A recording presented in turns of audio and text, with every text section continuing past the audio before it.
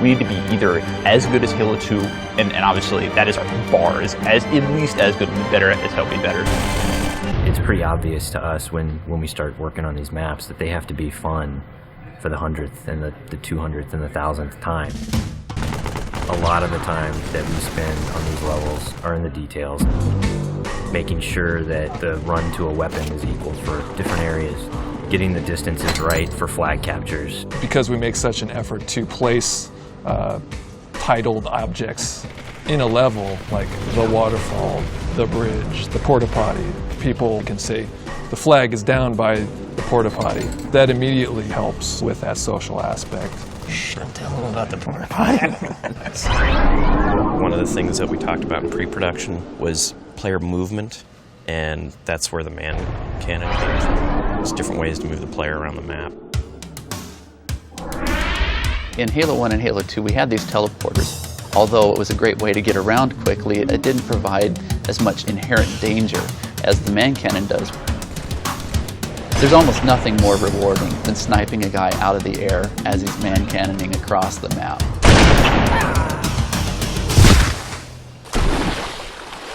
Whatever weapon that you start off every round with is going to really affect the decisions you make. There's this thing we didn't really identify in Halo 2, that if you spawn everybody with a dual-wieldable weapon like the SMG, it changed the game. People stop meleeing and people stop grenading, because when you're dual-wielding, you can't do either of those. The golden three things of Halo, which are weapons, grenades, and melee. The different kind of weapons that you get to use now, the way that they're balanced against each other, the way the weapons are placed on a map, it brings a certain something to the map that just makes it play right. You have a situation which is very common, two guys get into a fight. Is there a way to mix that up? Say you start getting hit by a battle rifle from behind.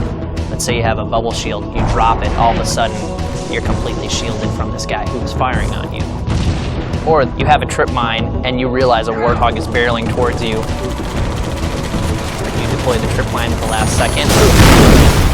And yes, you die, but you take out those damn bastards that just ran you over. When you are done as a group playing together, the first thing you want to do is talk about it. Every game you play, you're going to be having a save film that you can stop time, shift camera angles. When you watch that. Oh, look at that! No sucks! I think being able to share it with your friends makes the smack talk even more powerful, because it's not just, oh, I just shot you in the head from across the map. It's, I just shot you in the head and let's watch it in slow-mo. It's really going to help people improve their play if they can see it from the enemy's perspectives. You'll be able to watch where they go, what weapons they pick up, in what order. We've done a lot of paper, we have all the specs, but there's a significant part of that that's not yet finished. The big challenge ahead of us now is to make sure that we get everything that we can in the game. We're going to be what we're going to be, and we think it's really good, but everybody's expecting it to be really good, so we got to beat those expectations somehow. That's what's tough, yeah. That's what makes me cry at my desk.